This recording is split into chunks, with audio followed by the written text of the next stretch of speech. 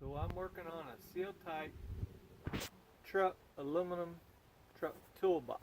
Alright, now this is the flush mount style toolbox, and the problem is that one side of the button works but the other side don't. So it's got two screws in it to take this shield off, and you can see what I'm talking about. Two screws, I've already taken those out.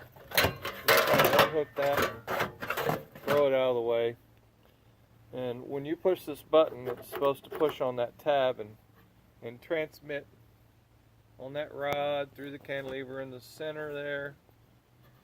Alright, through that, and then hit the latch on the other side. And so over the years, these things have gotten a little slack in them. They're loose and rattly, and I'm going to show you how to fix that other side pretty easily without taking it all apart.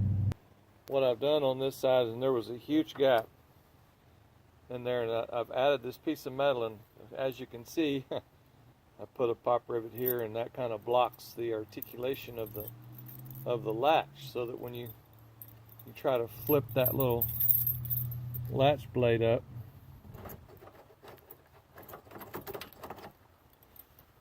see, and that one there would hit. So anyway, so what we want is we want that to hit it, and with all the slack in there, it was too far away, so I added this piece onto the top of it, and that would make it so that when you push the button on the other side, that it would unlatch this side without you having to come around and unlock it on this side to do it. So I mean, I thought of different ways of trying to take the slack up, but I was thinking these rods were bent or whatever, but they're not bent that much. It's just an accumulation of slack and all these little joints that are on it.